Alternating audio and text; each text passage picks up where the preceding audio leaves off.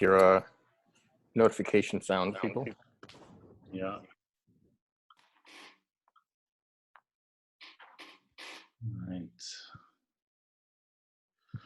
All right, guys. So welcome to our discussion about the coronavirus situation around the globe.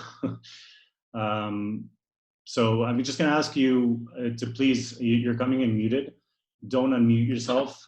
Otherwise, we're going to have 50 people speaking on top of each other. We will.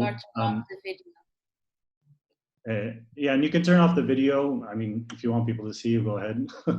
But if you turn off the video, it might be better for the internet connection for some people. So without video would also be good.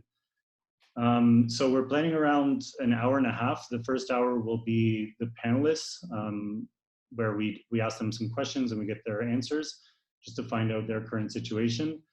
Then we're gonna hopefully have about a half hour of roundtable where we can all post questions and kind of debate. In order to keep that kind of organized, we're gonna ask you to raise your hand. There should be an option, not sure exactly how you do it, but depends on each one's screens, but you can kind of raise your hand without putting on your camera and actually raising your hand. And then we'll call upon you. You can also use the chat to ask a question.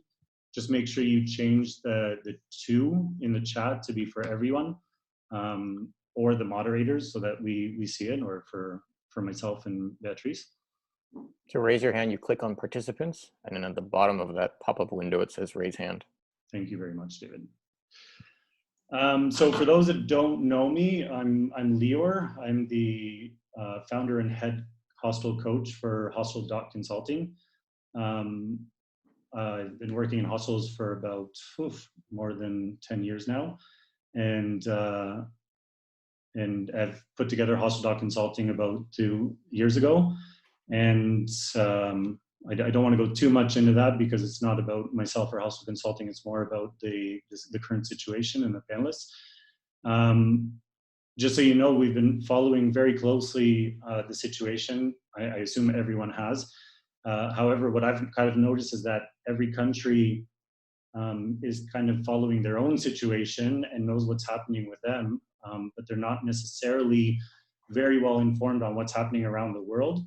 And to bring that to a hostel level, I noticed that people were really asking, you know, what do I do in this situation? What do I do in the other situation? When I know that others have already been through that situation, we're living the situation right now day to day. So we can really learn from each other.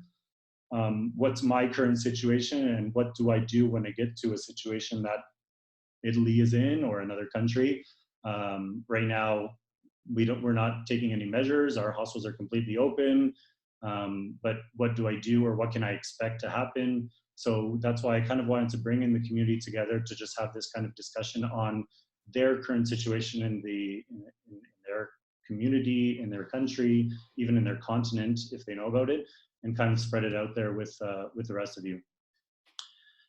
So I'm going to let Beatrice introduce herself because she's going to be facilitating this, and she can, so you know who she is.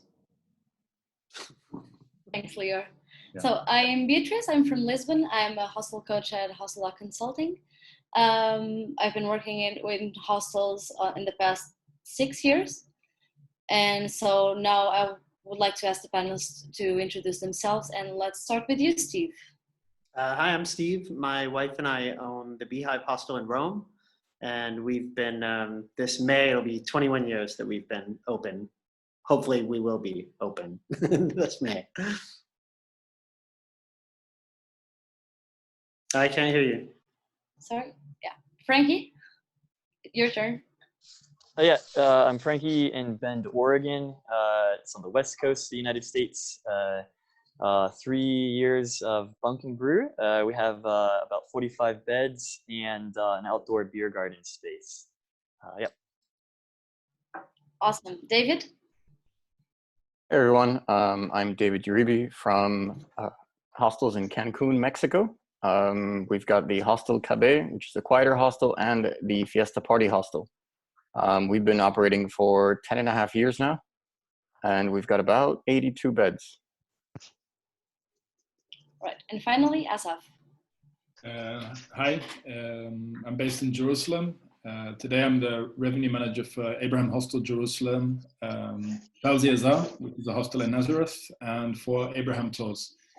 I actually started in the hostel industry about 10 years ago when Lior hired me as I was traveling through Spain.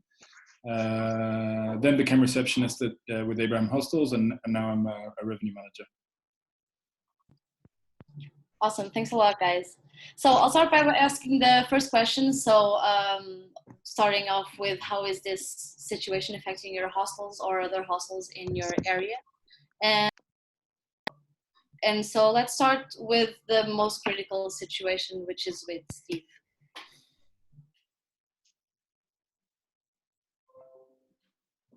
Okay, you can hear me? Well, we saw from about the 24th or so of February, we started to just get nothing but cancellations. By, I would say, I think it was the 29th of February, the US had issued a severe travel warning for all of Italy, saying non-essential travel should be avoided. And we just saw everybody, every morning, it was just tons of cancellations. So our guests who were there by, let's say, the end of February, beginning of March, all scrambled to get flights out of there, and a lot of people who were scheduled to leave from the 1st of March, let's say, till the 10th or 11th when the whole country went on lockdown. First, they were maybe having plans to travel to the north of Italy, and those plans got changed because the north was on lockdown, and then the entire country went in lockdown. So most people who were staying with us stayed and extended a little bit and eventually found flights out of Europe, even though they were planning to travel for longer. And then we got a handful of guests the first week or two of March who were looking for a place just for a night before they could get a flight out of there. So I would say we were at maybe 10% capacity from the end of February until, let's say, the 10th of March. And then we shut down on the 18th. Because at that point everybody had left and we didn't see any newcomers, so we just closed the doors and turned off the water and all that stuff, and now we're just waiting to see what happens. All right, thanks. Asaf. I mean, in Israel, it took us a while until we actually had any cases in the country. The response here from the government was really early. It was actually quite surprising for a lot of people. And as we also have a tour company, a lot of the tours OTAs kept texting me and saying, "Is this true? Is it really true that you've closed China? Is it really true that you've closed Korea?" And it came before we even had cases, and it created a really strange situation. China was closed down just before Chinese New Year, and we had to inform Chinese guests that they were no longer allowed to leave their rooms, which was quite a strange situation. We weren't really sure if we had the authority to do it. The messages were not really clear in terms of guidelines of how to do this, because to tell somebody you can't leave your room and you need to plan your exit from the country immediately is quite a strange situation to be in.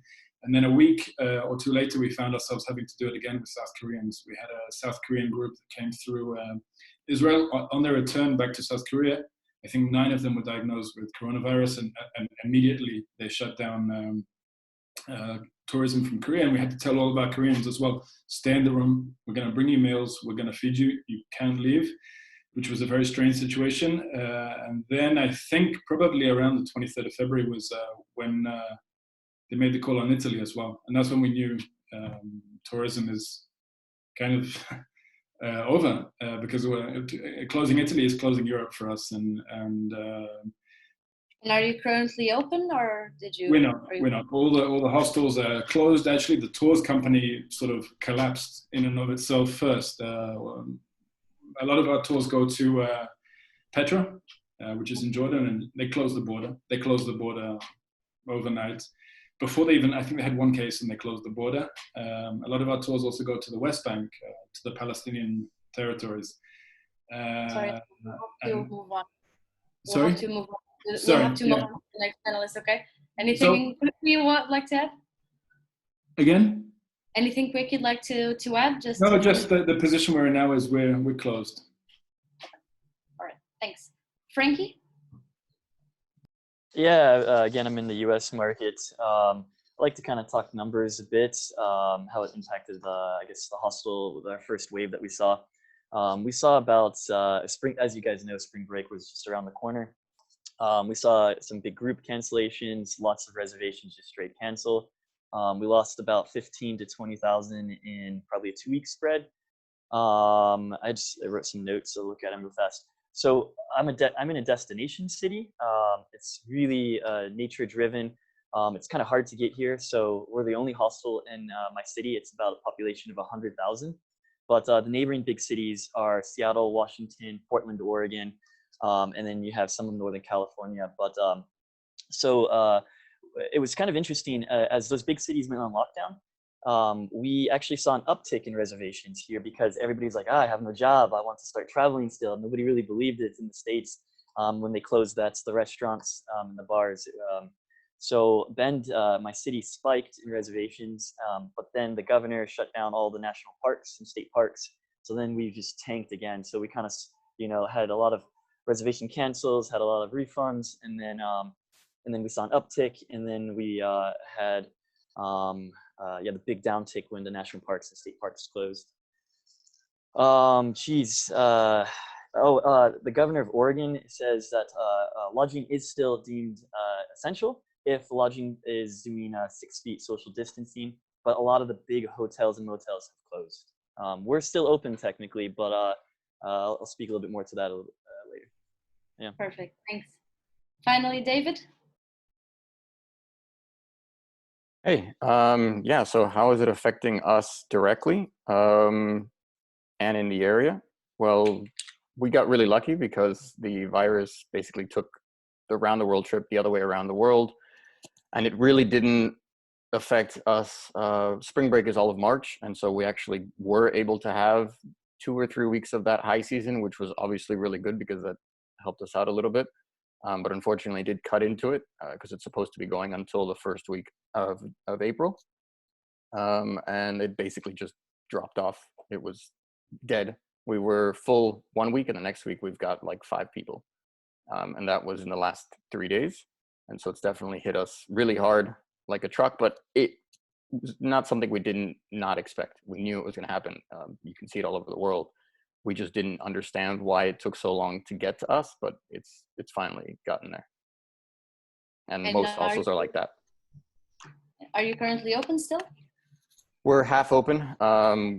We're obviously trying to mitigate it as much as possible and trying to meet all of our commitments. I was asking, I don't know how many of these other hostel owners are renters or property owners, but obviously things are going to be really tough, and I think that this is going to last a few months.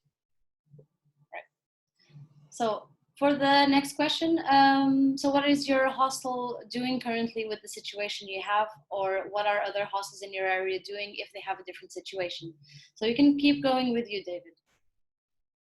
What are we doing now? Obviously, the knee-jerk reaction that everyone has, or that you think of being creative, is to try and offer long-term stays. The problem is that everybody's doing that. And so when, particularly in our region, we're in a very heavily developed tourist region that was already very heavily saturated, as in too many hostels for the amount of people that were traveling.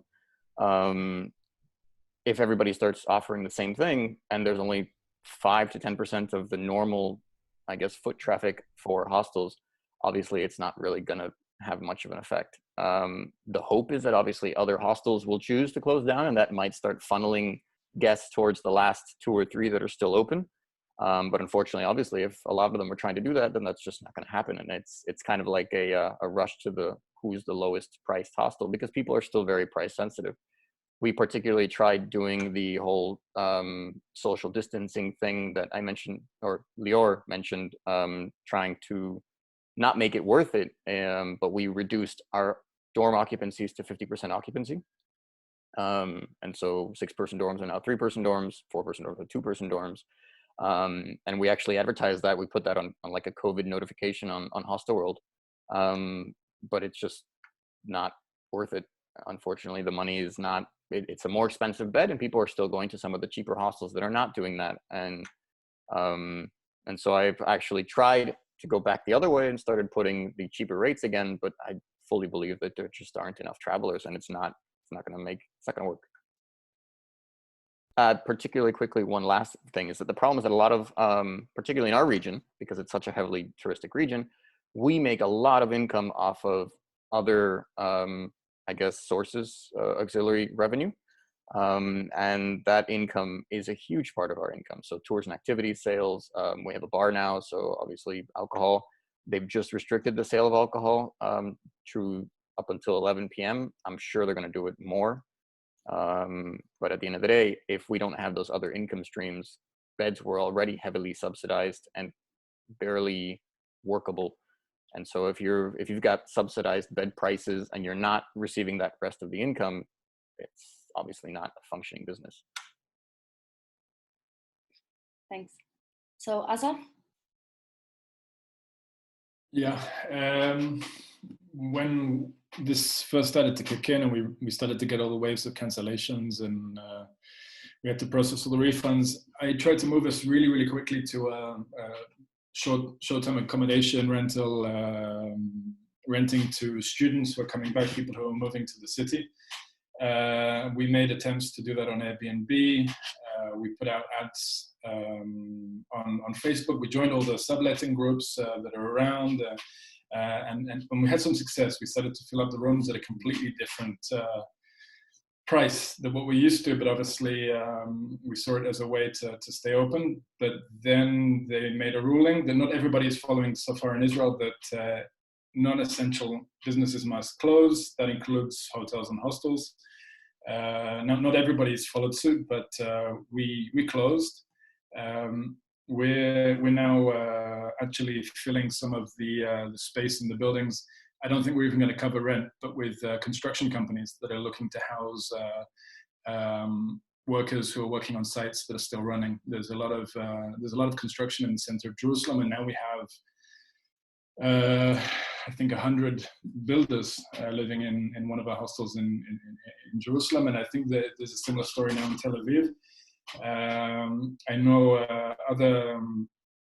other hotels that have more than 200 beds have been selected to house people who are having to be quarantined, who have mild symptoms. A lot of hotels approached the authorities, approached the government, and vice versa, and there's going to be contracts there for housing people who are sick. And yeah, that's the situation we're in. I don't think we're in a situation where we're covering rent even. The property in Nazareth was empty for a few days and it got burgled. I guess people realized that it was an easy target. So now we're looking to move staff in to the buildings as well. Yeah. And that's it. All right, thanks. Frankie. Yeah, so we're still open here. We obviously saw that impact us too, or saw it coming. So, I went to Craigslist, posted some ads, long-term rentals. We started offering 1 week, 2 weeks, and 30-day deals, ideally to get people in for 30 days. We had good success with that. So, a lot of it's protecting your cash and slowing the bleed. It's not profitable, but that's what it's doing, just keeping the lights on and paying the mortgage. Some other hostels in our area did have to close, the bigger ones. Those are a couple cities over, such as Kex. They just locked their doors. There's a Kex in Portland that's out of Iceland, but they closed. We have a beer garden, and we're allowed to do on-premise and off-premise sales. So we're going to start to come April, a big marketing campaign to sell, cans to go, whether 3-packs and 6-packs. We're also going to try to sell gift cards to the beer truck for, buying your friend an e-gift card for a beer later when, everybody can sit out in the beer garden, kind of hang out. So we're still allowed to have our food trucks operate in the backyard for takeaway only. We're not allowed to have anybody sitting. So they're up and running. So we have people still coming kind of to the hostel campus here, but we're looking at those other ways to sell some revenue, find that revenue stream. Let's see, last quick notes. Yeah, I guess for health and safety, we're pretty proactive. We're a smaller town here. Again, population is 100,000. we were lucky to have the Deschutes County Health Inspector come to the hostel on site, put a lot of my staff at ease and answer a lot of questions. There's a lot of misinformation out there, and every city is handling everything differently. And so that's nice to have that outlet of just a health inspector that's really proactive, come on site, can sit down, update us on the cleaning policies, and just put my staff at ease. So that was something nice that we did. I could see maybe shutting down is projected, but then just shifting to the long term. And like I said, having beer to go and Eve gift cards. So I don't know if there's anything else there to add. Yeah. Awesome. Thanks. And finally, Steve. Can you hear me? Here, the first thing to happen was schools and universities got shut down. So the idea of having, long-term guests was not that possible, because everybody who would be in Rome for things like, studies or something, or non-tourism, went home. And then when so we had sort of two levels of cracking down. We had the north, and then we had one thing that lasted about 1 or 2 days, where bars and restaurants were able to stay open until 6 p.m. And at that point, we still had guests, and we were talking to also some groups of construction companies that were going to be working through the week and needed a place to stay. And they were attracted to the idea of staying somewhere where we could provide them meals, or at least where they would have a common space where they could all eat and not be in a hotel room having to get takeaway pizza and stuff in their rooms. And literally the next day, everything was shut down. So for us to have a long-term guest means, there's a few reasons why it doesn't really work. Everybody's supposed to basically go home. Nobody's allowed to travel around, outside of their residence comune. There's no reason to be, if you don't have a valid reason to be out and about, you can get a fine. So there's really no market at all for, long-term anybody. But, for us, I think also, maybe it's just my personal attitude, but I think this is also reflected a lot in the way Italians feel about this now in general, is that when we shut down, knowing that it was going to be this amazing, massive sacrifice, I think a lot of us felt like, okay, this is our opportunity to get this right and to do this for the next 3 weeks. Initially, it was supposed to be essentially 3 weeks, and now obviously that's not going to happen. It's going to be longer. But I think the idea was, if we don't get it right now, and if we don't just all stay inside and nip this in the bud, then it's going to keep going on for a lot longer, and it will have meant that the sacrifice was in vain. It was for nothing. So, trying to keep a way for people to keep coming and buying stuff and having staff there and everything. By the time we went into lockdown, our attitude was like, everybody just go home. Let's shut everything down.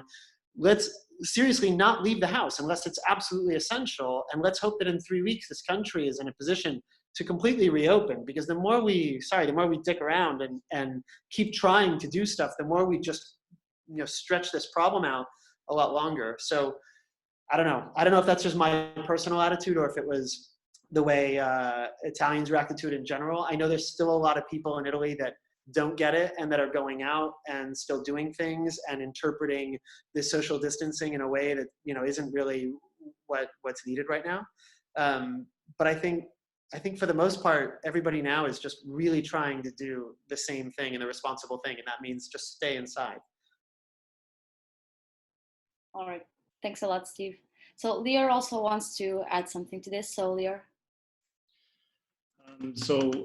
What we're doing about the situation, I just want to mention that I've been on the phone with many of clients and friends and people that are going through the situation, and been trying to keep up with it as much as possible, giving the best advice that I can under situations that are completely unknown. And we're posting blogs out there to kind of try to get the message out there of what we're kind of guiding our people to do. Of course, that's always in a different situation, what to do if you're closed. If you're not closed, then what to do. Things like social distancing, or taking your social responsibility, educating the guests about the spread of the virus, why it's important, these kind of things. But lately it's been a little bit overwhelming, because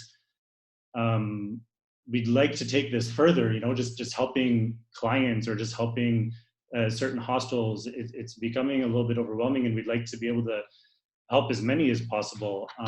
And just recently, we're starting to have debates with people or discussions about whether to close the hostel for good. Not just, do I close my hostel or not? It's, do I close for good? What do I do? When is this going to recover? So we've really been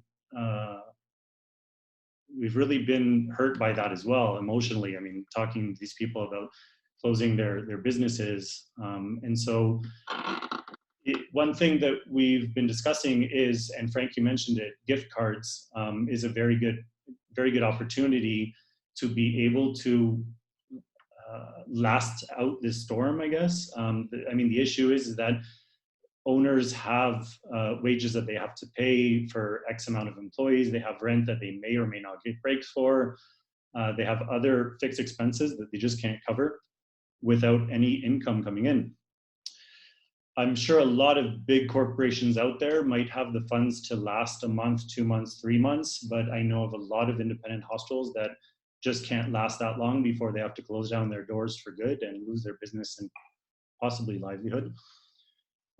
So we kind of tapped into gift cards as well when we started seeing, I know like Tina at Seven Fells communicated that she was doing it and that it was helping her situation, that she got some good feedback on it.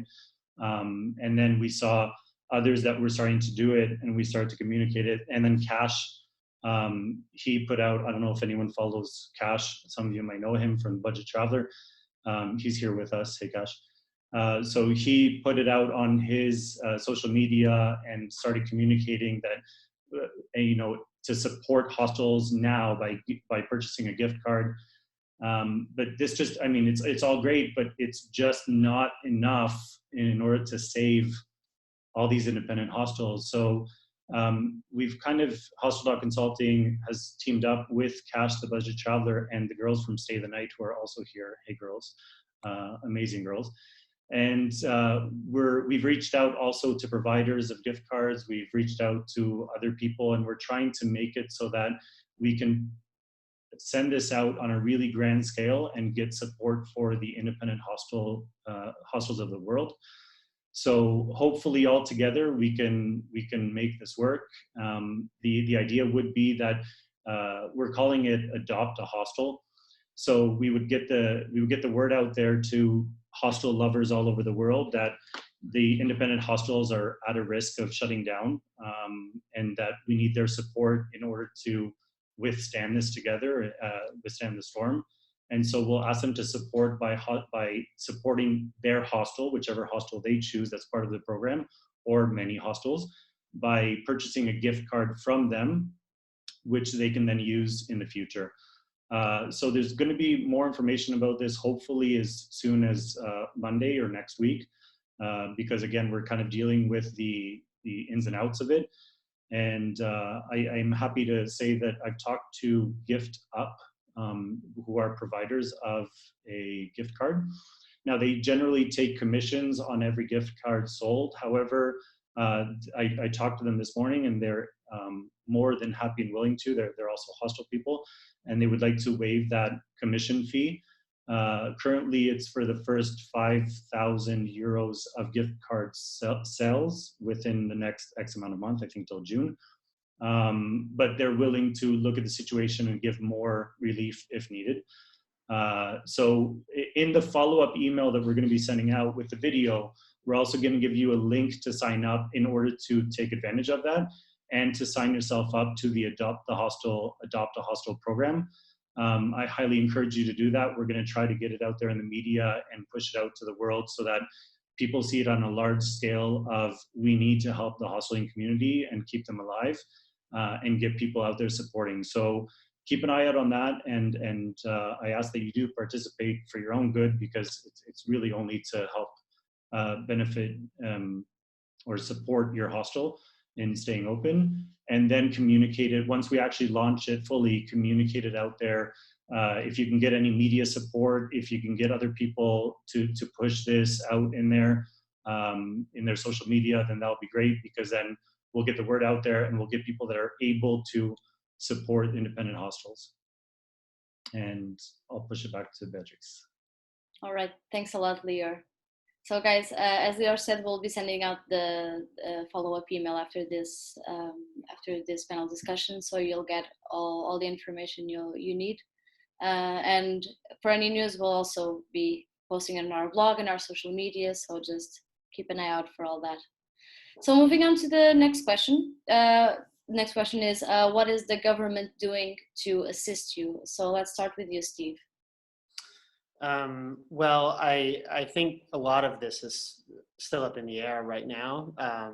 We've had, some of the first measures have come out, and they're really just, trying to focus on the things that need to be done to the health system, and just, trying to take care of workers, extending the amount of workers that can be put in a kind of like unemployment protection or a temporary unemployment protection. And that's covering essentially everybody. It's been a little bit slow because when you have under 5 people working for you, it's handled by the region. And so each region was then having to, get the instructions and everything out. But now it's done. It's 9 weeks. They pay 80% of your salary. It's an expensive measure to save jobs that ultimately will still be at risk if we don't find a way to save the companies that pay those jobs. And I'm hoping that the government has the foresight to understand that really one thing is first, which is let's make sure people who count on money, more week to week, month to month, have a way to, sustain themselves, and then we can focus on the bigger picture. They're starting to do a lot of taxes and things like that had deadlines mid-month have all been extended, and I'm sure they'll get extended again. The amount that's been offered to people who aren't dependent workers is shockingly insulting. It's like €600, a one-time €600 payment, which is nothing.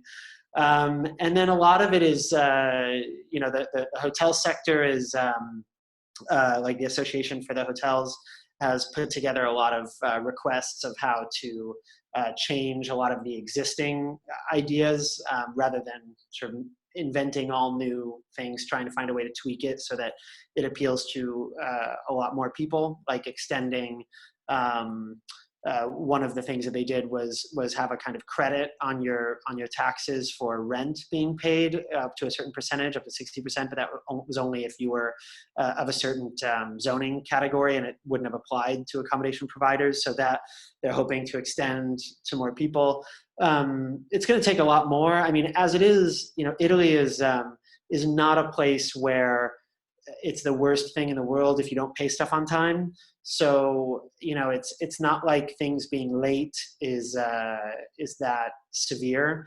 And a lot of things are slow anyway to happen when you don't pay stuff. And now all of that is really at a standstill. So, I don't think this would be the time that if something went unpaid, nobody's going to be knocking on your door the next day saying, where's my money? And that's for a lot of reasons. As far as officially things like the electric bill, the gas bill, all those things, I don't really know what position those companies are taking. I have a friend who actually just had her gas disconnected. So apparently they're not using this as a period to be more lenient. But the Italian government also right now is in a position struggling with the EU and trying to figure out, is this something that we're going to have to go alone and find our own, finance this ourselves, or is this essentially what Europe exists for? Is that we're in a union and we're in this together, and if that's the case, then we don't have 2 months or 2 weeks like yesterday they were given 2 weeks to come up with new proposals. It's we need this now. So I think a lot here is just still up in the air. But I think for a lot of countries to have that kind of uncertainty of what's happening, that's really difficult. And in Italy, we kind of live with this uncertainty all the time anyway. So it's not that different to not really know what's going to happen, a week from now. So I think we're all handling it okay. And I think we all have faith that, something has to happen. It's the entire country and it's every sector. Everybody's been hit. Nobody can pay anything. It's like, we can't all go down in the ship, you know? Something has to be done. I don't know what it'll be, but something has to happen. All right, thanks, Steve. So let's move on to you, Asaf.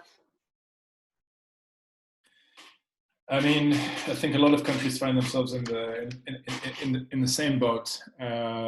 With regards to the individual, I think about 700,000 people have been made unemployed in Israel in the past 2 or 3 weeks. That represents, coming on 10% of the country, 10% of the workforce. That's, people who are unemployed and have are trying to claim benefits now. With regards to the hostels, that represents almost all of the workforce. There were between 250 and 300 people working for Abraham Hostels and Tours 3 weeks ago. Most of them are now on unpaid leave. And we don't really know what that means. Theoretically, we know what it means, but when it comes to the 10th of April or the 12th of April, when the first payments are supposed to come through, I'm not really sure what it means with regards to what's happening in Israel as well. We're in a very special situation where we just had, as this coronavirus situation started to happen, we were just having our third election in the past 8 months to try and form a government, which finally formed in some weird format, I think yesterday, but it became political. The whole coronavirus emergency became political. It's a very real thing, but it was being used by politicians to say this and that and the other, instead of really talking about concrete solutions for the problems. So we're in a situation that nobody really knows what it means for small businesses. There are some offers from the government that aren't serious. You can claim a loan quite easily, but you have to pay it back in 2 months. There's talk of not having to file taxes for January and February right now. But in terms of concrete financial assistance, I think we'll find out more on Sunday. But right now, I think everybody is worried about just paying rent and that's it.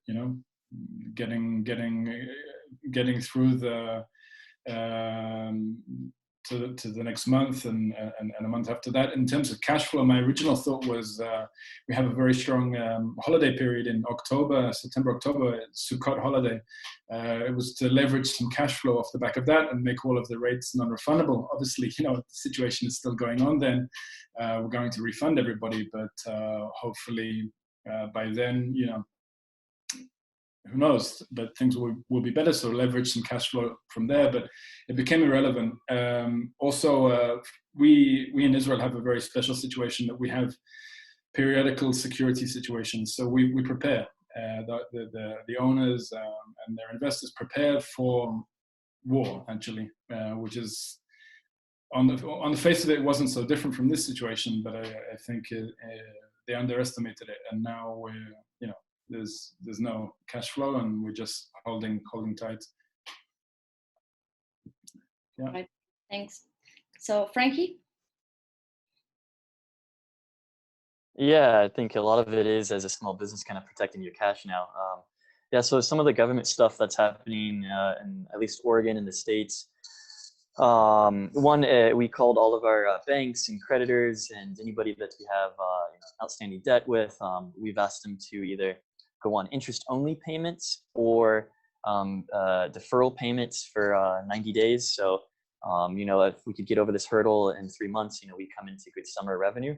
So that was the first thing we do. And we're really lucky that we bank with a credit union that just understands us and gets our business model. And we have a personal relationship with our banker one-on-one.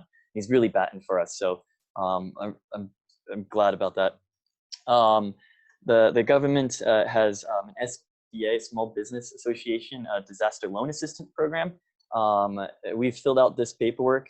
This entitles small businesses to get up to $2 million at an interest rate around, there's rumors around 3 to 3.75%. There's a little uncertainty about the exact details, but we've already filled out and filed for this paperwork, and this is to take, I don't know how much exactly my business partner and I will decide to take of this money, but the idea is to put it in your bank account, cushion the bleed, even have that loan pay itself, use it only on essential things if you have to. But heck, we could be in a good position coming out of this. If we come out of this in 3 months and then summer revenue, best case scenario, then we have cash heavy at a low interest payment. We could pay other debtors off, or we can look at expanding. So we're kind of positioned in a unique opportunity, and that we might actually be able to benefit in a long term. Let's see some other things. The government just announced that every individual will be receiving $1,200 as a kicker. Families, of course, will be receiving more money, but that should be hitting us pretty soon. If an individual like my employees have to file for unemployment, or other restaurants and bar and other individuals that get laid off, the average unemployment in the state of Oregon, the payout is about $300 a week. The government said that part of the stimulus package they would add an extra $600 on top of it. So in the states, unemployment is handled differently. Each state handles their sector, but the government's going to put additional money on top of that, and that's weekly payouts. Let's see if my notes, if I have anything else. Things we've done at the hostel, we've obviously cut staff hours, we've cut all non-essential items, we cut breakfast supplies. We mentioned earlier the utility companies. Here, we are all in this together. We've called our power company and gas company and actually canceled our reoccurring payments, and the power company said, yep, we're not going to shut off any power. We're not going to send any fees, any late notices. So our power bill just last month was about $890, so it's almost $1,000 for just power monthly here. And the power company just said, yep, cancel it, don't pay us. We'll worry about that later. We will have to pay that in the future, but that's a way to protect my cash with the utility company. Just keep cash in the bank account. That is key. And we have done that. Gosh, is there anything else? Our Bend Chamber of Commerce. We are chamber members. I was on a call with them just the other day. They have some small business grants that are actually going to be coming out. So those will help small businesses on a local community level. And those are straight grants. And so we'll be applying to those. Fingers crossed we could get any type of funding there that'll just kick us a little bit of extra money. So there's another outlet if you're a US-based hostel to reach out to your chamber member or your local chamber. Yeah, I think that's kind of what my notes have that the governments are doing, at least in the state of Oregon and on a federal level. I don't know if there's any other follow-up questions to that. Yeah. Not so far. We can discuss that later. Sure. Yep. And so finally, David. Yeah, so in Mexico, to begin with, our expectations aren't very high.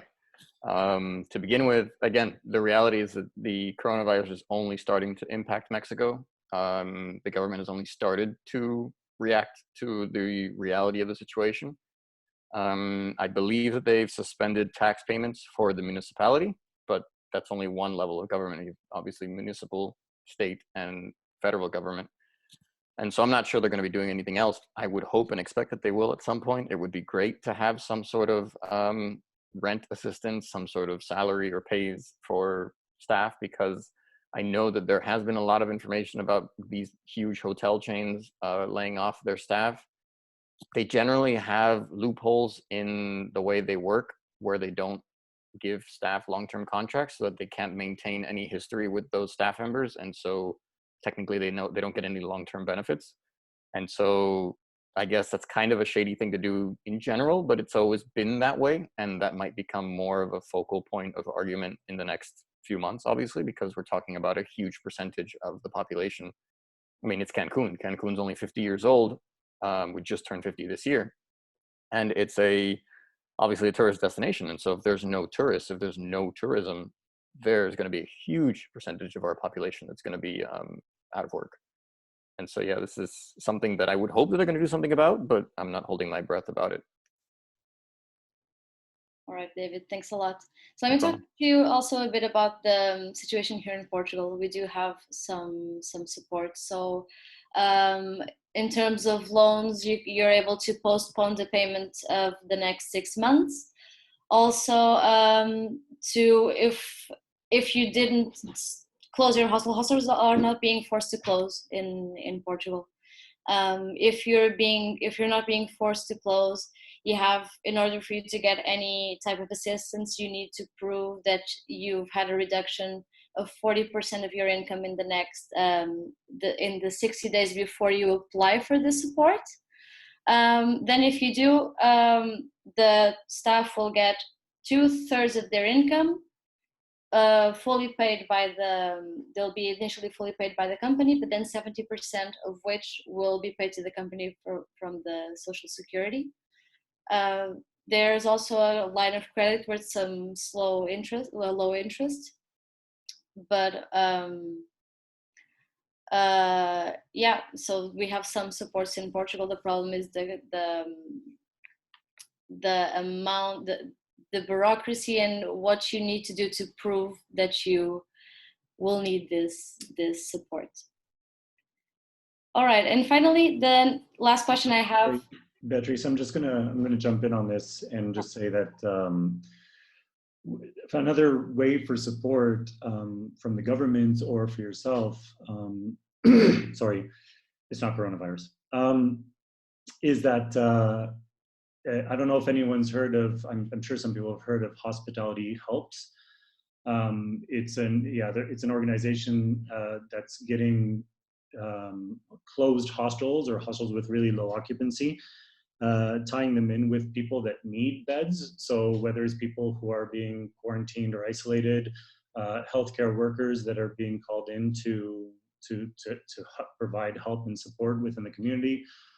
So that's, I assume that the government should support you if you offer your hostel to do that. But aside from that, I think it's also something that you could consider doing if it's possible for your hostel, just for your own social responsibility and charity.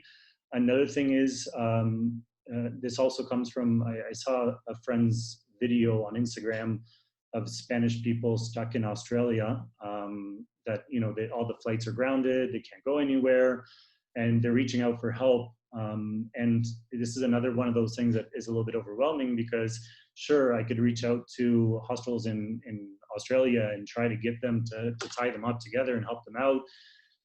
But that's just Spanish people in Australia. What about all the other nationalities in all the other countries? So consider reaching out to consulates or embassies within your country. See if there's a need for those people that are not able to get back home. See if there's anything they can do to help you. I mean, it's their country, so if they can't send them home, they might be able to help you out with something to subsidize you hosting them. And again, even if not, maybe it's something that you could do as a charity basis. Obviously, in a hard situation, we can't have 50 people using our utilities and everything, but maybe on a donation basis, pay what you can. See if you can get some sort of support from the consulates or embassies from it. But it's two things that we could really look at as a community to help out.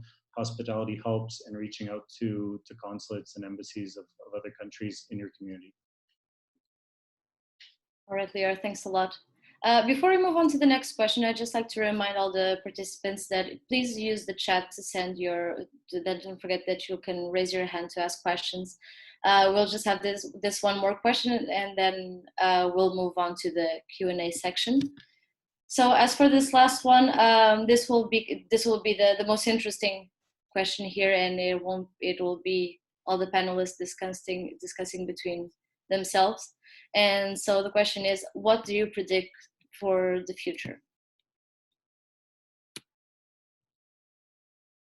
Guys, you can all unmute yourselves, and let's start with Asaf. He was the first one unmuting, so he's eager to talk. I don't know. I have to say that a main part of my job these days is collecting data and data analysis and understanding it and making projections and provisions. And obviously, the coronavirus is not my forte. But I couldn't help myself. I couldn't help myself digging into the data and trying to understand the growth and looking at the various mathematical models. And as I did, I just got more and more pessimistic about how this is going to play out. Obviously, I don't know what interruptions are going to come into play or what successes the various healthcare systems are going to have. But as it stands, this is something that's growing, and it's growing fast. And unless something changes, we're very much at the beginning of this. And I don't know how that translates to what we do right now, other than trying to survive, trying to find various ways to reach out to governments or to find some sort of thing we can do to be a part of this, and also not, come out the other side of it. I think it's going to be a long road. So I think tourism was the first industry to fall. It fell fast and it fell hard, and I think it might be the last to come back up as well, because airlines are folding. I can no longer fly to my hometown. The airline that used to serve my region collapsed in Devon, in Torquay, in England. As more and more hotels and hostels and accommodations and airlines fold, it's going to take a really, really long time to come back from this, because it's not going to be a question of just throwing the switch back on. It's going to be a question of having to build up that capacity again. I think the desire to travel, the individual desire to travel again will be there much faster than the industry's capacity to serve that desire to travel. I think it will, a lot of things will change. Rates maybe will go up because there'll be less capacity, less companies are going to survive than what is going to be needed on the other side of this. But I don't know. I think we need to consider anything, changing business models, seeing how we can be a part of what's happening, maybe in a way that can help us too. But I think it's going to be a long road. I hope it's not going to be, but my gut feeling tells me that this isn't going to be a few weeks or a few months. It's going to be a long road. I think that it's funny observing how things have changed and how things are evolving across different parts of the world.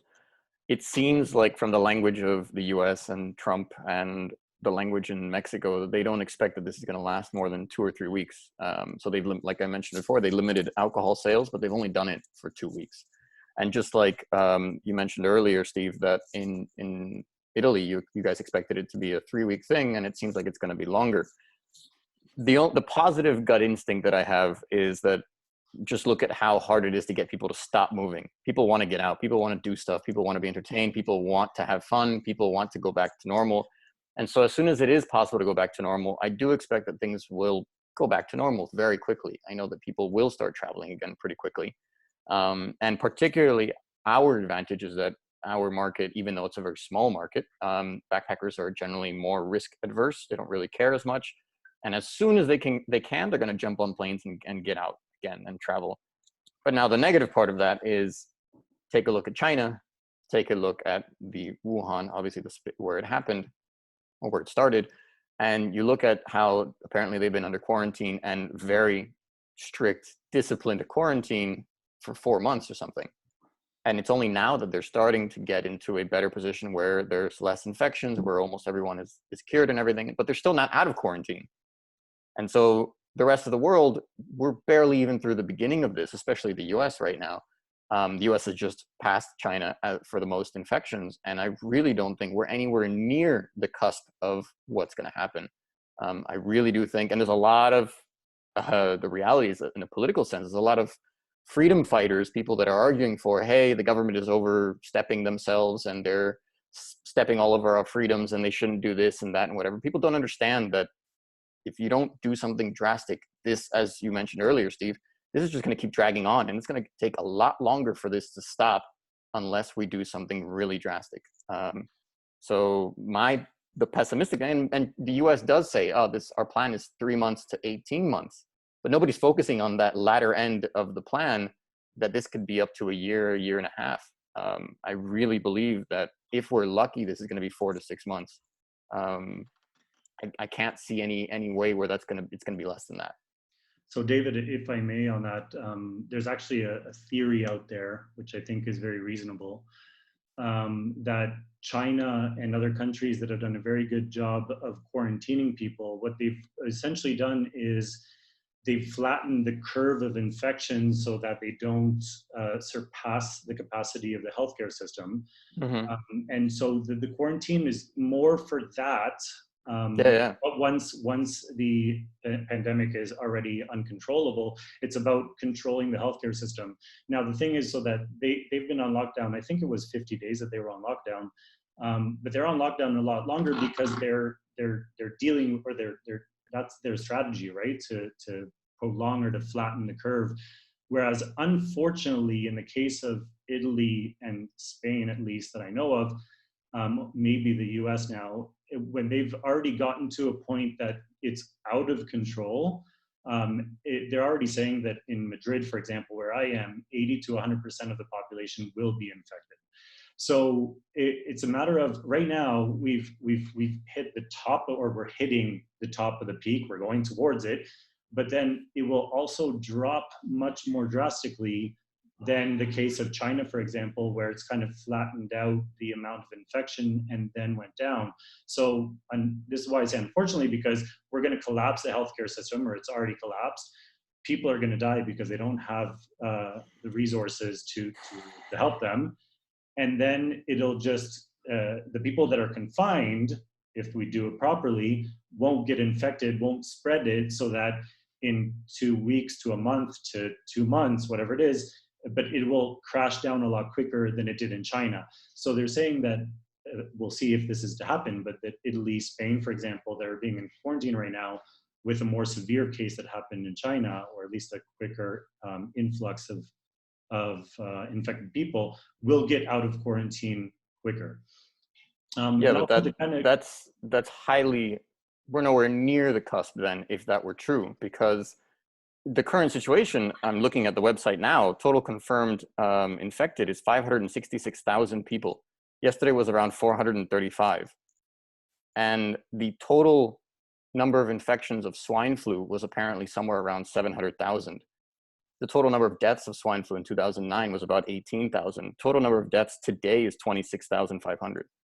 Mm-hmm. We're nowhere near the cusp. If they're actually going to try and do this herd thing, and they think that 80% of the population is going to be infected, you're talking about millions of people that are going to get confirmed infections. And we're barely halfway there yet. And again, we're talking about hundreds of millions of people. I mean, the population of Spain is somewhere probably around 80 million or something. The US, 325 million. So if you're talking about 80% of the population, you're talking about 240 million in the US alone. And we're only at 566,000. So we're really far away from that top of the line, really far. The thing is that I really don't think that the governments will, depends on the country, I guess, but I really don't think that the governments are willing to, they took so long to quarantine people and to shut down the economy, because that's a huge loss. They know that, it's not, okay, let's just shut down the country. It's a huge decision to make. And I highly doubt, not just Trump, but politicians all over the world will not want their economy to be completely at a standstill until there's zero infected cases. It's about, again, controlling that critical state where you go over the capacity of the healthcare system. So I think once we start going down, it's not like they're going to keep us in quarantine and say, okay, well, we have to make sure that this doesn't happen anymore, doesn't get spread. But I think they will eventually, little by little, how they do this is another debate, but little by little, they will lift quarantines, they will start letting people out. It will come back to some sort of a semblance of normality. And of course, it's obvious, but your hostels, the first demand you're going to get back is the local community once the lift is done. But other countries are going to still be on lockdown or not be allowed into the country. So I also, to talk about the bounce back of the hosteling industry, I do think personally that the hosteling industry will bounce back a lot quicker. They were the first ones they were one of the last ones to actually see a drastic impact once the countries were shutting down and everything was happening, because we have carefree backpackers and digital nomads that, like in the hotels, they were getting cancellations a lot sooner and quicker than we were. But in the hostels, it's like, oh yeah, whatever, coronavirus, I'm still here working on my laptop. And so the mentality of the backpacker is this kind of like roam free, careless, I don't need to panic. And so the hostels were affected much later. In fact, in most cases that I saw, when the country was shut down is when they started getting cancellations or mass cancellations. Before that, it wasn't mass cancellations and people were still traveling around. Now, I think the same thing will happen, that once your own country is free to go out, people will still go and travel within their own country, knowing that it's safe or safe enough, and they'll look for budget accommodations because their pockets are being hurt by 2 months of unemployment or facing their lifetime of unemployment or losing their businesses. So those that do travel will be looking for budget accommodations, and that's where hostels come in. Once we lift, or we get the lift from other countries, I think the backpackers are the ones that will be like, heck yeah, we're free, let's go. Now Italy's cheaper and I can go there. So I think obviously it's going to take us a while to bounce back, but I would ask you to take into consideration that whatever trends are out there and whatever we've seen from the hotel industry is correct. It's going to happen, like those, the past information can give us light to the future. But I think that our bounce back will be a lot quicker than the hotel industry, in my opinion. Note that in a minor difference, Mexico has not actually limited any travel in or out of Mexico. But my response to that, to anyone who's talking to me about that, has been, there's no point in the fact that we haven't closed our borders if everybody else has. And so in reality, it really is like, it has to be more of a global consensus, or at least until there's that kind of tipping point where enough countries have opened their borders to where travelers can actually start traveling again. Most of the travelers that were in Mexico were very, they started panicking and started looking for any flights to go back home, and worrying about not even being able to go through other countries like the US or Canada. And also there's a huge worry about visas, of course, as well, if they're going to overstay their visas. I think that it is interesting and smart that a lot of countries in South America have completely closed off their borders for months. I believe Colombia closed their borders until May 30th, and you're stuck. Anybody in or out of the country cannot go in or out of the country since like March 16th or something.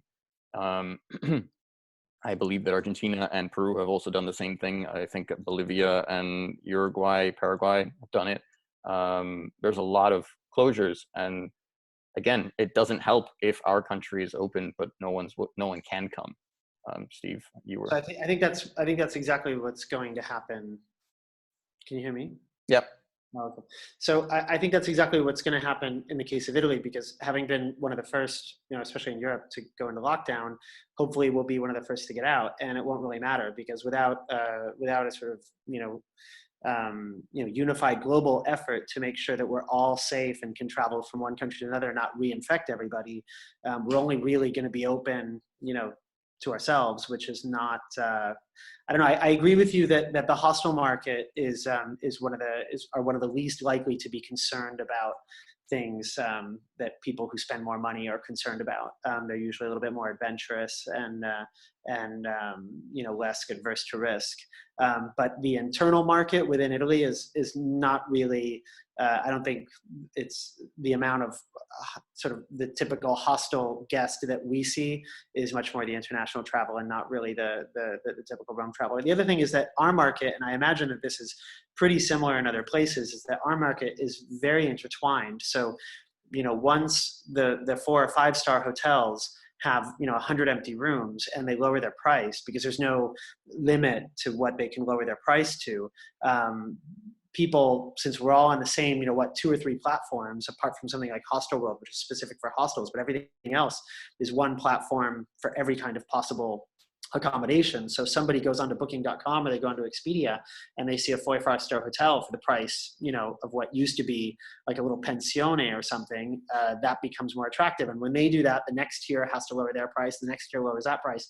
And we get to the point sometimes where the cost of a bed is more, the cost of 2 beds is more than like a 3-star hotel in Rome.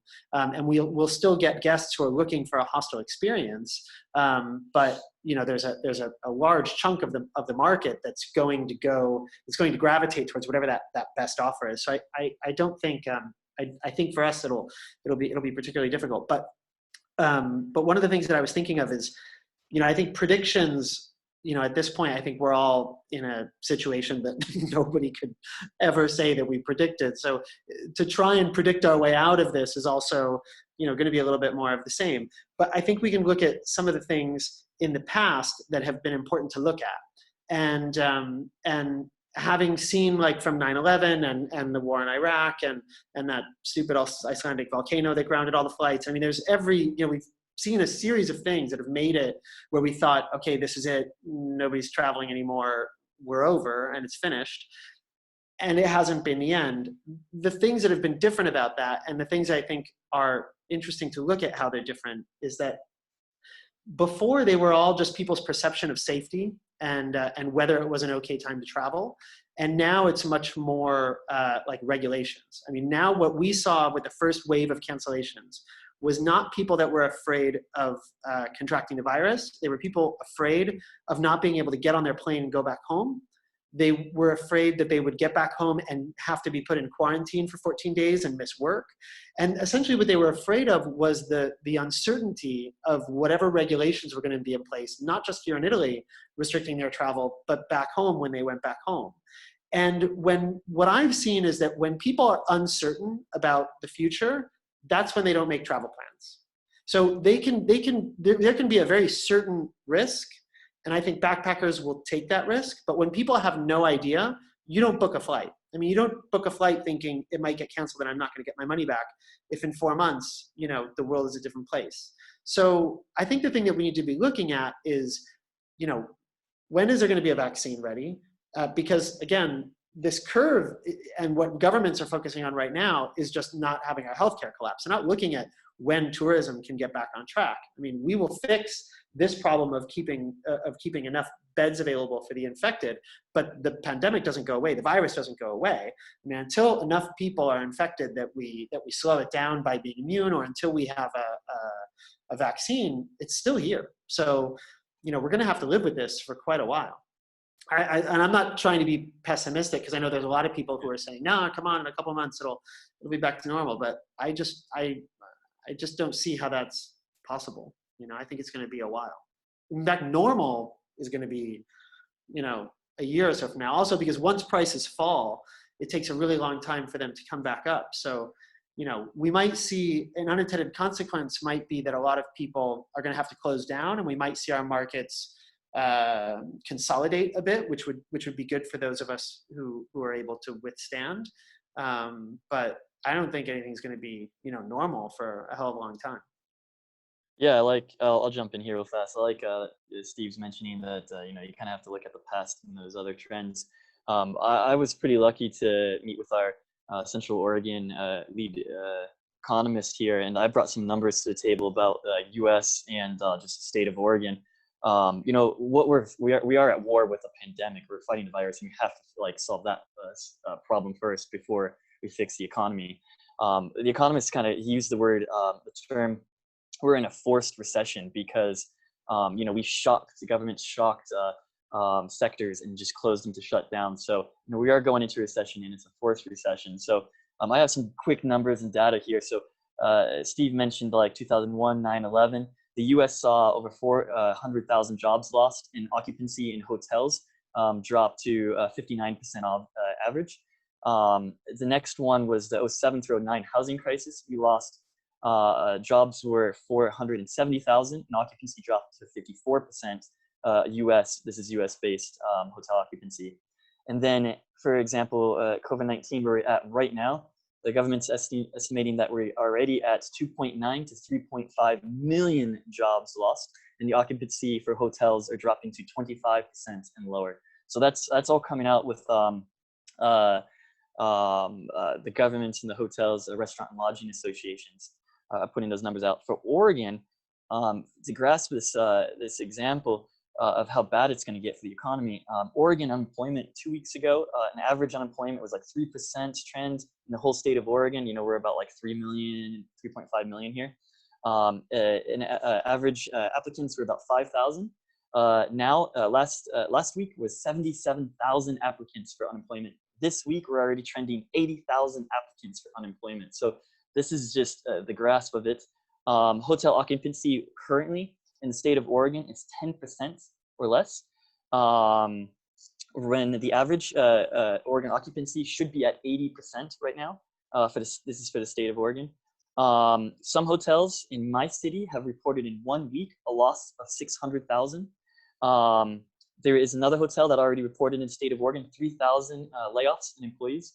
One small chain that had 4 hotels, they closed 2, and they reported in 10 days a 1.7 million loss. I guess lastly, Portland, travel in Portland is estimated. The projections are supposed to, this is coming out of Portland, 75% revenue decline for hotels.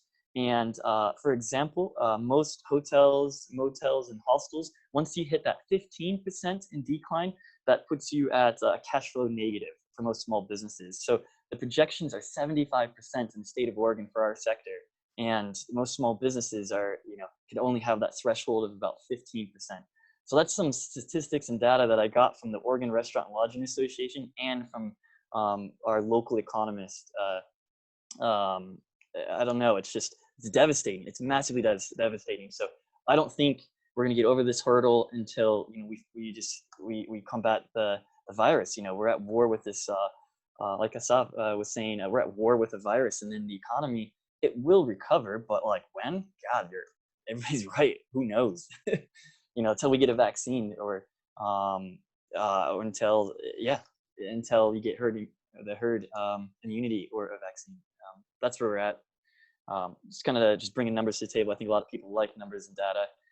It really puts it in perspective. And those are coming, those are fresh numbers. Those are coming from, our Oregon Restaurant and Lodging Association. Lastly, I'd like to add, there was a cause in a lot of insurance. So we have insurance as hostel owners and small business owners, and everybody usually has loss of income insurance. This is an interesting case where when SARS hit, insurers actually put a cause in there specifically saying if you can't claim loss of income because of a virus, because of SARS. Now, our government in the state of Oregon has recognized that shouldn't be the case. The Oregon Restaurant and Lodging Association has recognized that shouldn't be the case, which is a big lobbyist in the state of Oregon. And they're working really, really hard to put in new bills and legislation in the state of Oregon to remove that cause, so I could use my insurance that I pay, put in a claim with my insurance agents, and file loss of income, and that could help me immediately. And I actually support this a lot because if you bail out the insurance agencies, it's a lot easier than bailing out individuals and other small businesses. So if the insurance agencies could start helping, and we could put this cause in there, and small businesses could get the claims in, then this could be a lot faster track to cash. It's kind of similar to like the government bailing out the automobile sector when we had that big crash. So the government could just bail out the insurance companies. But that's kind of all I have to add. Let's just hear what's Asaf's take on this, and then we'll move on to the Q&A. Asaf? As I said before, I'm pessimistic about the duration of this, although I have to say that our sector does bounce back quickly from what I've seen. We've been through, in my time with Abraham Hostels, 2 serious crises. One of them basically involved having rockets in the air above Jerusalem and above Tel Aviv, and we still had our occupancy level at about 40%, and we had, I always remember we had some guests from Liverpool who were hilarious, and as we had sirens going on in the hostel and people had to go down to the basement, I said to them, aren't you scared? Don't you want to go back to England? And they said, have you been to Liverpool on a Friday night? So I think there's great potential for our industry to recover quickly, but at the same time, I mean, the dynamic for that to happen has to be there. And this is a worldwide problem, and in different countries are going to go through it. Can you hear me? Because some of you are frozen on my screen. Can you hear me? Every country has to go through it, and will go through it differently depending on what decisions are made and how the people behave. And I think, you know, you don't have to just look at your own country. You have to look at your key markets. Until Germany, the US, Italy, Spain, France, and the UK recover, and we've recovered, we don't have business, you know. So, and not just that, they need to loosen up their restrictions, the travel restrictions. I just think it's going to be a long, long, long road, and it doesn't really matter that element of our segment being dynamic and risk taking. That only matters once they can take those risks. So. Great. So if any of the participants have any questions, feel free to raise your hand. And Lior, should they allow their video? And sure. I mean, it's a Q&A portion. Just, I mean, like I said, I get together with my friends on Zoom every day. So it'd be kind of cool to do it in a hostel community kind of sense. So although it does need to be a little bit controlled, but if somebody has something to say, I see Hostel World Group has raised their hand. That's interesting. So yeah, just like that, raise your hands, post a question, or just give your opinion, whatever it might be, and let's just get a discussion going. We'll try to give it another maybe half hour, and then I will unfortunately have to go. And unfortunately, when I go, everyone else does. So let's so get some questions rolling. I'm gonna give the floor to Hostel World. I think I might have to actually. Hello guys. Hey, how's it Can you hear going? me? Hey, it's me. So yeah, few among you know me, probably not everybody, so I'm just going to introduce myself quickly. So I'm Paul Garcia. I'm half French, half Spanish. I'm in Paris right now. So I'm the commercial manager for Europe and Africa at Hostel World. And I'm super grateful to actually have attended this webinar. I think it was super useful. So thanks a lot, guys, for doing it and running it. And thanks for the panelists as well. So I just wanted to make a bit our statement on what you guys were discussing. I definitely think that the industry should like work together, and that includes the hostels, includes the customers. So if we're doing something around gift cards, definitely include, you know, our customer base, and also it includes us, Hostel World, because like if you're shut down and you have 0 bookings, it means that us on the other hand, we also have 0 bookings. So, you know, like we are in as bad of a situation as you are. And I do believe that if we manage to push something out kind of all together, it will definitely have an impact. And at least, you know, we can do a last stand that that is going to be glorious and maybe, you know, save us. So yeah, just wanted to give you a bit, you know, how we feel here at Hostel World. It's not again just about me. It's really like how the company is feeling, that we're more determined than ever to get out of this and to manage this crisis. Even for us, like it's worse than 9/11. It's worse than everything. Well, I was not in the company at that time, but I take their word for it.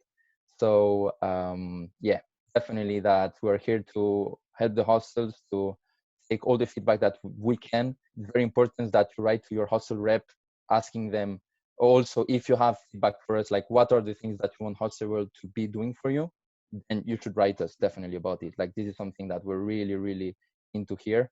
Like what do you think we could be doing? So Lior wrote to us a few days ago around this, so hopefully, you know, we'll be able to do something as well. So it's definitely in discussion at the moment. So yeah, just wanted to give a bit what's our feeling about this. So yeah, if you want to comment on that, feel free to go ahead. So thanks very much, Paul. I think I'll answer on behalf of the hostel community, although I probably shouldn't, but but from seeing discussions that are out there on forums and chat groups, I will say that people are gunning for Hostel World. They're pissed off with booking and what they've done with the non-refundable rates and forcing people to give back money, and then claiming their not claiming their commissions for the non-refundables, but now they're chasing people to pay them as quickly as possible. Anyways, the only thing we hear from them is what they're doing for their clients, which they think are the guests, and they kind of discard the properties. And we know that Hostel World has started as a company focused on hostels, and it continues to focus on hostels. And you have that sense of community. I think it's just proof that you're here with us. In fact, I saw many people signing up from Hostel World. I'm sure you're not the only one here with us. Yet Booking.com, I don't know if anyone's here using a Gmail from Booking.com to hide themselves, but we don't hear from Booking.com. So we do feel a sense that you guys are hurting as well, and that you're in this ship with us and you want to work on it together. I will write you, but I would like to state that, because this goes out to the whole hostel community, not just the OTAs, but right now the focus really needs to shift from non-refundable to flexibility. Nobody wants to book, well, almost not that I know of, wants to book right now a non-refundable rate, even if it's for August or for December, because as we said, we don't really understand the situation. We don't know what the future will look like. But people will still, what we need to do is try to maintain some sort of pickup for the long term and try to get some reservations for when we are open to be able to see something coming in. Now, just leaving a standard rate and a non-refundable, I don't think is enough anymore. I think now what needs to happen is that Hostel World, the OTAs, and your own hostel website or your direct channels needs to focus the message of, yes, we will give you a discount for booking early, but instead of non-refundable, it's almost like a semi-flexible non-refundable. I'm not quite sure what it would be called, but no OTA seems to have an option that I can find where I can pay up front, get a discount for early booking, but I can change my dates in the future. So if there was some sort of communication out there from Hostel World, from the OTAs, and from the community that you can make a reservation with us now, non-refundable for the future, get an early booking special, and if something, for some reason you need to change that, we will allow the flexibility for you to change your dates, or we will give you a credit for the amount of money that you've, the original booking, to apply to a future booking. So it is a way of kind of trying to get something of a long-term pickup where flexibility, I think non-refundables right now, everyone should just turn them off. They're not necessary, but at the same time, it'd be nice to still have some sort of early booking special that has its own special conditions, which is, it's a, I don't want to call it non-refundable, but it's a pay up front and you have the flexibility to change the dates. We see this with the airlines. I looked at American Airlines website, I looked at EasyJet website, and all of them, the main message out there is free to change. So they're like, book what you want and you can change it free, so that they're trying to make it so that people understand, okay, well, I can now take advantage of the cheap rates because of all this is happening. So I can try to now change my, or book my summer vacations when the flights are at half price or whatever. And I have full flexibility in changing my dates. So if I'm not out, or if my country's not out, or if I'm not allowed to fly there, I can change my date with a full flexibility.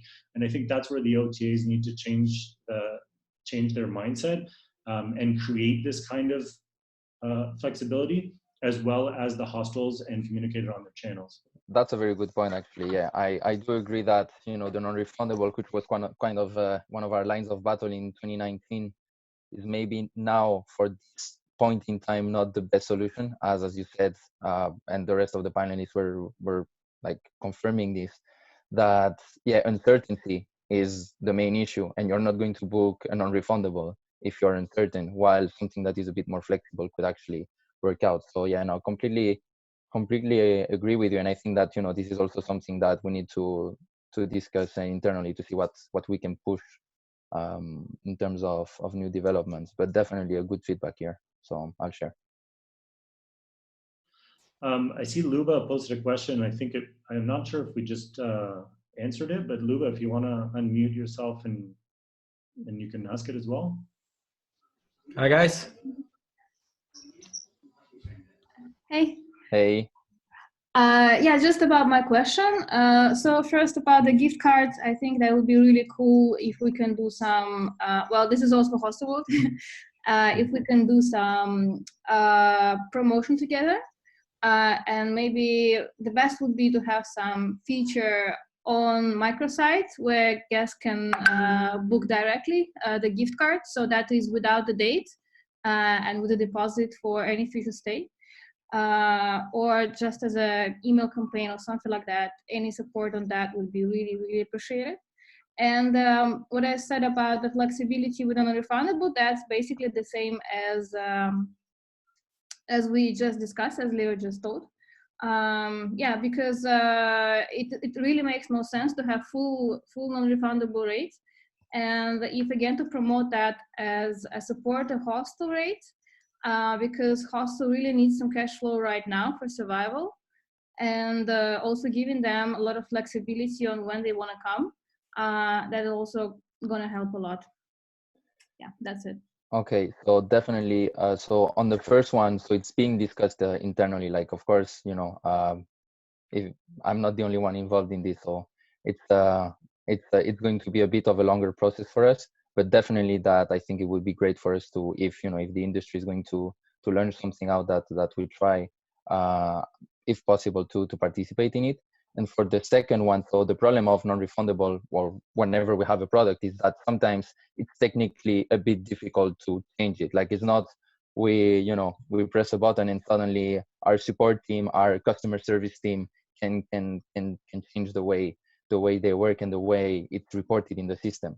But that's why, so I don't know if we would need to tweak the non-refundable or if we would need to build something new. But this is the kind of feedback that definitely our product team likes to have. Like, that's what they need to be like, okay, this is what, and that's even what Gary wants. Like, our CEO is like, okay, what does the hostel want right now? So this is perfect because I can just, you know, make this feedback, and then I report back on, you know, how the hostels are feeling and what are the kind of products that they would like us to be developing.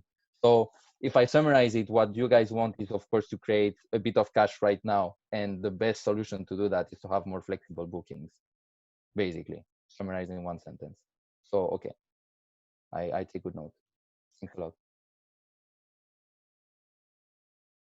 There's also Lauren with her hand raised. So Lauren, if you want to unmute yourself and enable your video so you can talk. Hi. Hey guys, I'm Lauren Gonzalez. How are you guys? I own the local NY in New York City, and I'm building a hostel in Portland, Oregon, called Lolo Pass. I just actually spoke with Gary Morrison this morning about initiatives that Hostel World's taking, and curious if you guys have more feedback, because I'm going to kind of summarize everything that we talked about in an email to him and see if we can push them to be doing more for us, since we don't really have, you know, big trade industries in each country. I feel like they can fill in some of that role. So on the non-refundable rates, he did mention that they are working on considering building out something that would do it automatically, where people could change their dates. But a quicker option that it sounds like they're going to push on is a more manual process, where it's kind of just, you can opt into the program, list your rate as a flexible non-refundable rate, and then essentially the customer will then have to contact you to change dates, and you'll have to sort out things if their price changes, stuff like that. But they've heard that from a lot of people, and it sounds like that is something their product manager is working on. Another thing that we spoke a lot about was that the fact that everyone's currently negotiating with landlords, with bankers, on how to defer payments, that we need more data from Hostel World. So I asked if they could put something together. I know it's going to be hard. They probably don't have the resources to do city-specific things, but just something that we can include in packages that we send to lenders and landlords, showing the resiliency of the youth and budget travel segment. I asked them if they could pull some data on, you know, what the recovery looked like versus hotels specifically, post SARS, post 2008, post 9/11. So we'll see if they get something together on that for us. And then the last thing we talked a lot about was just marketing efforts that they could do. I know they're cash strapped and trying not to spend a lot through this uncertainty, but what I asked Gary to do is really just kind of leverage all of the specific hostel owners. I mean, most of us do our own PR, our own marketing anyways. We have huge social media reaches. If they could put together a kind of central campaign about one, just how great hostels are and that people should still feel safe staying in hostels.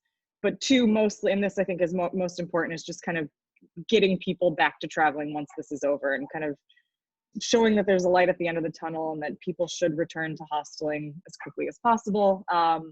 So let me know if anyone has thoughts on any of these things. Feel free to get in touch with me separately. I'm going to put this all together and put very specific asks together for Hostel World. So hopefully they can help us out with some things. Yeah, I want to jump in and just point out one thing about the association aspect. You're right. In the U.S. market, we don't have a big, I guess, association. Here, I don't know if you've heard of it. We are working on the North America Hostel Association. We already have a website up. I can drop that in the link below. We had a conference planned for October in Portland. That's likely going to be postponed. We will find out. You know, this association is a nonprofit, and it's to help you know, strong arm small government and to just be a voice, and as well as just stay on top of the Oregon Restaurant and Lodging Association as well, and Travel Oregon. Those are some key elements to be following. But yep, I'll drop the link below for the North America Hostel Association.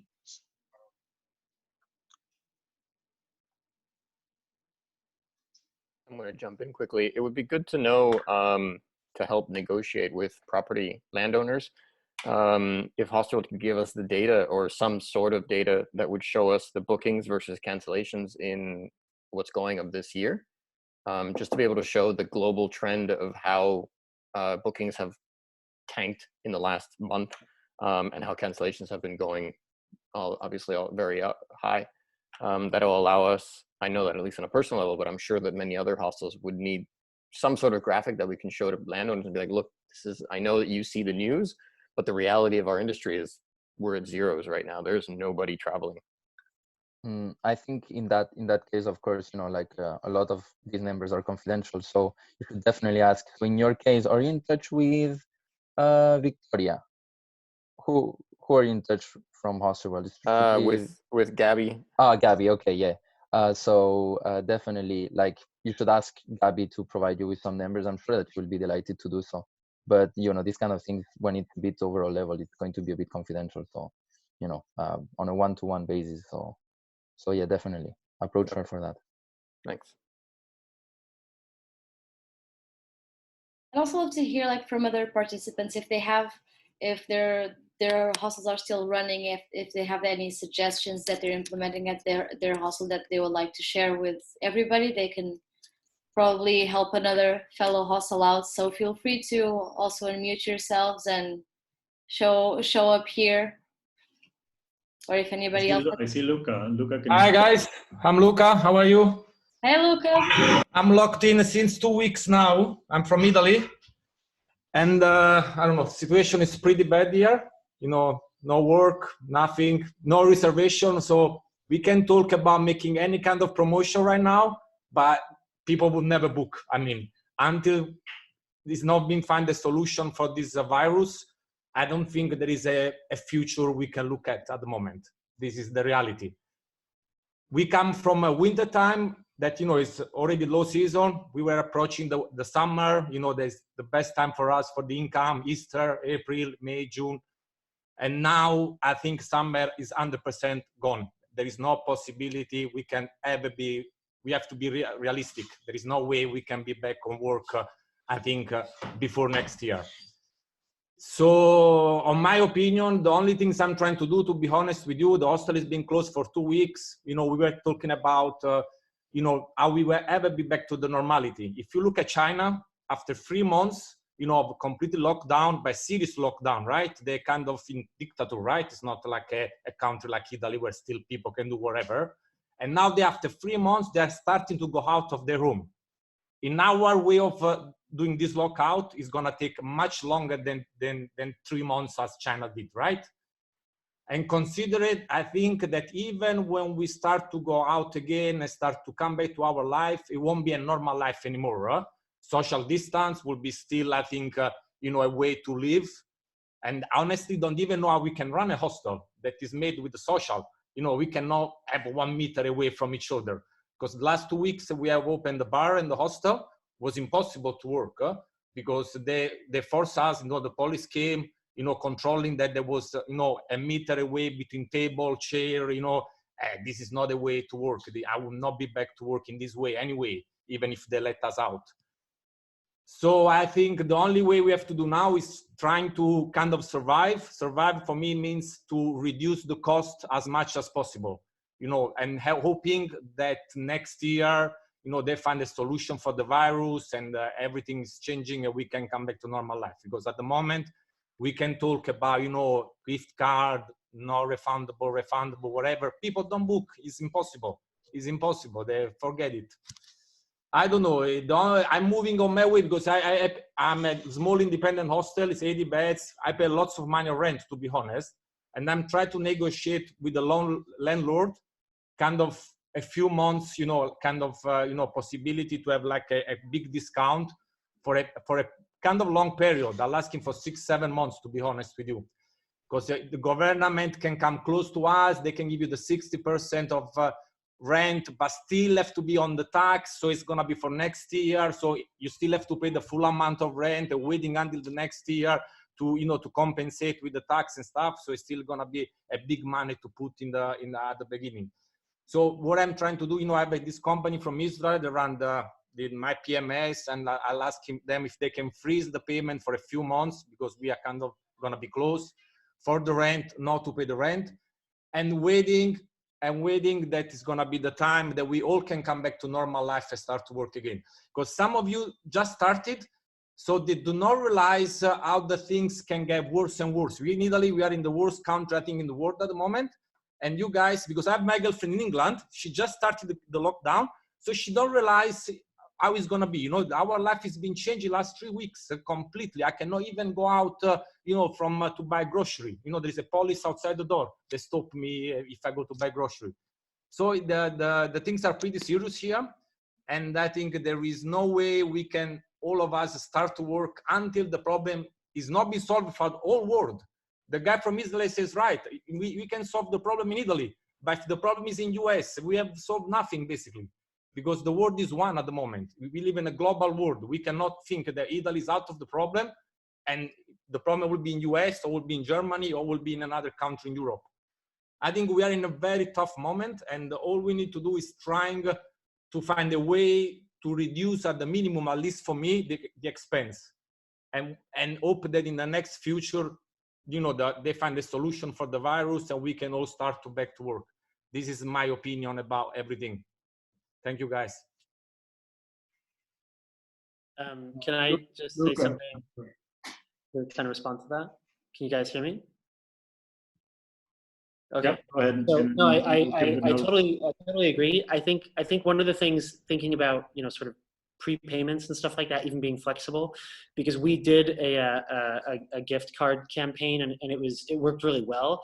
I think for us, it was very particular because we have a lot of people who have stayed with us over the years, over the decades, where I think because we're a small, very kind of intimate hostel, we've meant a lot to a lot of people on a very personal level.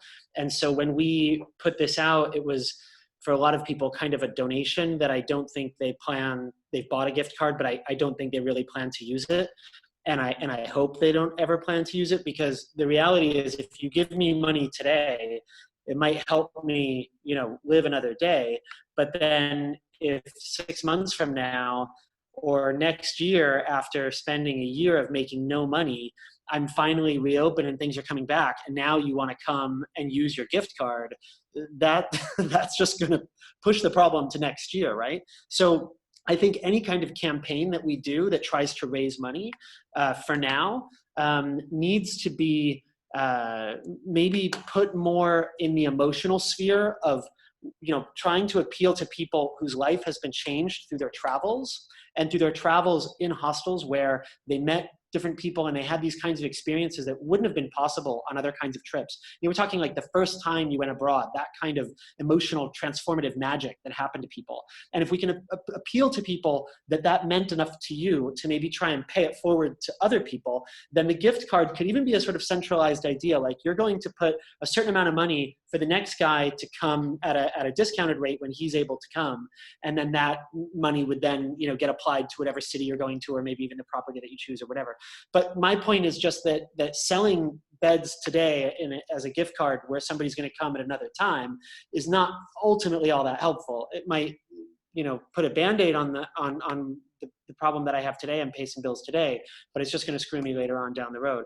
So if you're going to do a gift card thing, I think you need to try and really appeal to the people who you've affected emotionally, that want to make a donation, and that you're kind of asking for a donation without that pathetic element of doing like a GoFundMe campaign saying save my business. Doing it with a gift card makes it a lot more dignified, and people can actually buy it as though they're going to use it even if they're not.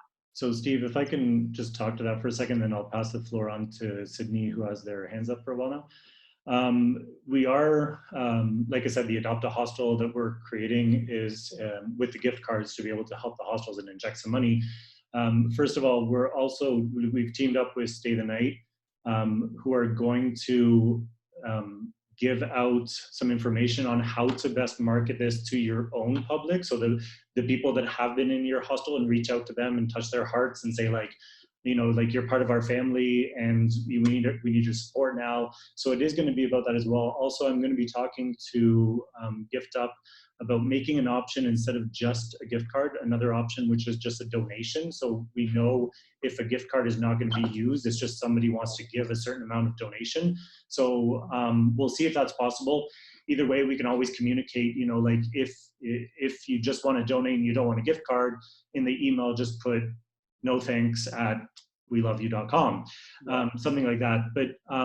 But also keep in mind that when you get gift cards, hopefully, first of all, if the gift card thing is not for you, don't sign up to Adopt a Hostel. If you have enough and you can truck through or whatever, by all means. Or if you don't like the idea of the gift card and then postponing a payment or a bed night for another night, you don't need to sign up. But I will say that I think statistically, I think I heard that 20% of the gift cards, first of all, are just not even redeemed.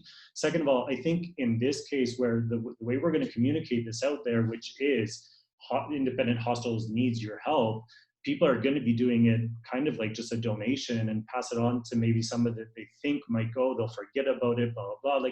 I think the redemption rate will be much lower. And also, unless you have 100% occupancy year round, somebody occupying a free bed, even if it's once a day for the next year, is probably not going to affect your revenue because it's somebody that wouldn't have come anyways.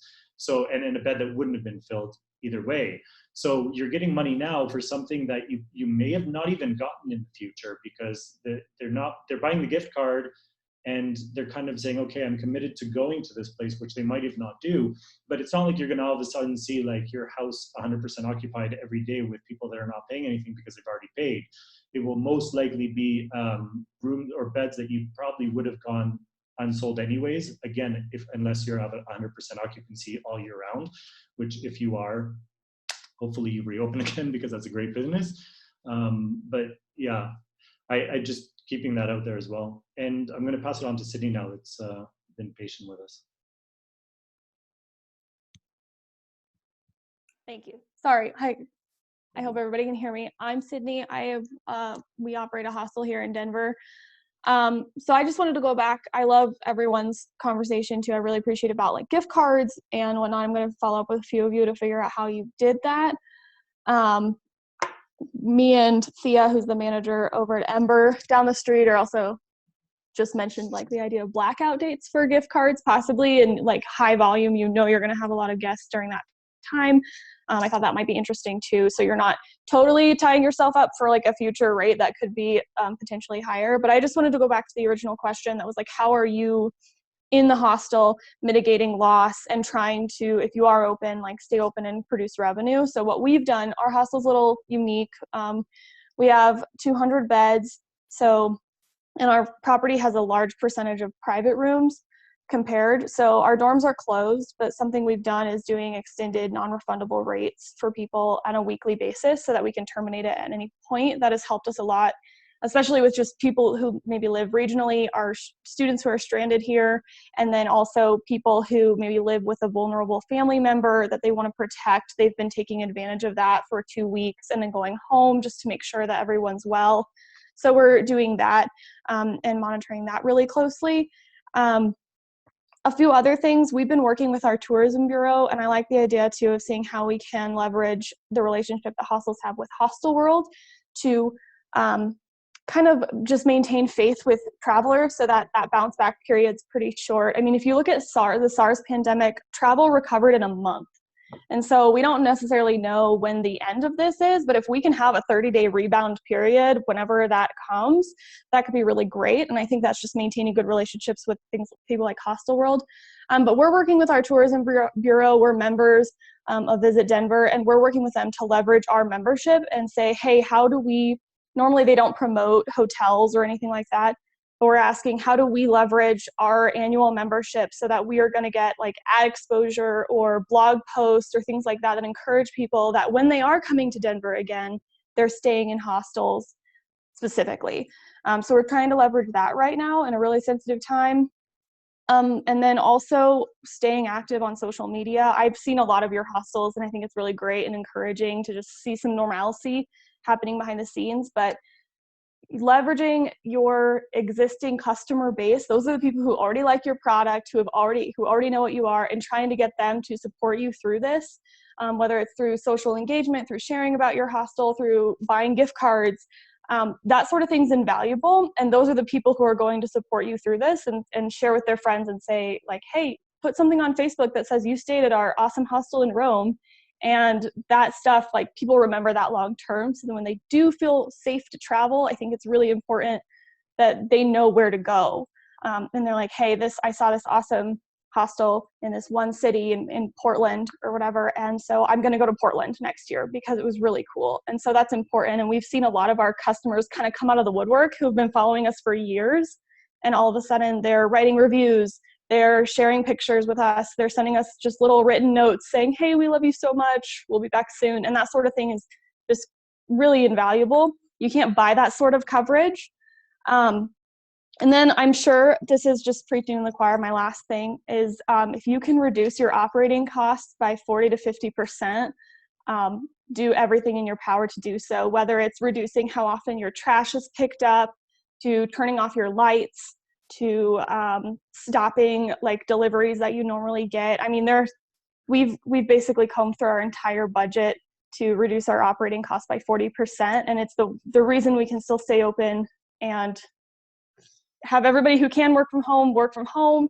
And then when we do come into the hostel, that's the only place we're going besides our homes, to just keep everybody safe. So that was just my answer to the earlier question, and I wanted to share what we've been doing. And hope that it helps some people out who are maybe looking for some more options. Yeah, thanks, Sid, for sharing that. I wanted to propose something earlier with maybe Lior might be able to speak to this because he's got a vast reach of a hostel. So, you're having these difficult conversations with hostels having to close down maybe in small businesses. Is this a time where hostels could consolidate, can create a network, can maybe one hostel join another hostel and merge and create a bigger brand? And maybe that hostel that's still open somewhere else can carry that smaller seasonal hostel or the one that's really impact. Are any other hostel owners thinking about this, like growing and merging and creating a network, a buy trades, acquisition? I don't know. I mean, it would kind of make sense to me unless the business owner is just really just done, wants to like step away and just is fed up and just, hey, I'm ready to retire and this is it. I don't know. What's your guys' thoughts? Any other hostels doing this? Yeah. I'm actually, that would be a great conversation maybe for another call, but just because we have about 10 minutes left until I really cannot be here anymore. So it's a very interesting question that I think would be an awesome debate. The only thing is that I've had this conversation with people, just to quickly answer. I've had this conversation with people that have this aha moment or this idea of kind of like franchising their hostels or just creating a brand and then franchising that brand. And it kind of, in the hostel community, I think it's very difficult. One, because people that have their own hostel, it's like their identity, it's their baby. It's very difficult for somebody to say like, yeah, let me have your baby, or let me, you know, but also when it comes down to governing that, you know, like when it comes to a franchise, I used to work for McDonald's for 10 years, so I know franchising very well. To have a successful franchise or this name, it's like you need to know that when you go to Oregon and you have a Big Mac, it's going to taste the same as in Madrid. So there needs to be these clear rules and standards and ways of operating that's very hard to enforce.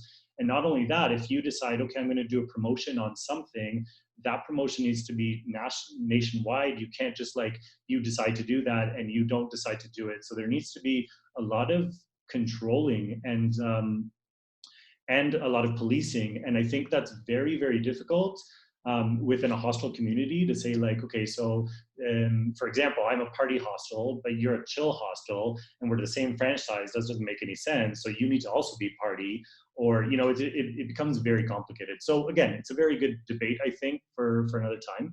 And that actually brings me to a really good point. We see that this was, this call was really successful. I think at the peak was 48 or 49 people. And we're still at 42, so it seems like people are intrigued. They're not really dropping out unless they have to leave. So should we do this again? I would really like to. We're going to, like I said, we're going to send a follow-up email with the recording, with some links about the gift cards and some things that we would like you to know. And we'll also send out a survey. So if you could answer that survey, because that will help us know if we should do this again, under what capacity, in which way. I think it's great to have this kind of like panel discussion, but I think there's also other ideas where we could have maybe just a cool chat with everyone and not really focus so much on each subject, or just talk about what's on our minds. But again, it's kind of like we do this with our friends. I'm sure everyone's doing it, you know, like this daily call, or try to get together with your friends virtually. I think it'd be really cool to do that as a hostel community, and I would love to be a part of that and help lead to get that, to make that happen. So I do want to end this on a good note, because we've talked a lot about a lot of depressing things. I challenge everyone to turn on their camera and stand up to see who's not wearing pants. Asaf's not standing. For that. I love it. I love it. Yeah, yeah. Oh yeah, we got the pants. Wearing pants. I don't have them. I know socks though. No socks. My pajamas though. I was actually expecting you, Paul, not to have pants on. No socks here too. Yeah, that would have been very much like me, but I anticipated your question. Yeah. All right, guys. So thank you much for joining. Keep a lookout for our email. Hopefully it doesn't go to spam. But if you don't get an email by tomorrow, check your spam and let me know if it went to spam, because then we have something that we need to fix. But thank you everyone for coming. I really enjoyed it. And we'll see you hopefully on the next one. All right, guys. Okay, bye everybody. Thanks guys. Take care. Bye-bye. Bye, guys. Bye. Yep, Thanks, stay safe everybody. and healthy. Yep, stay healthy.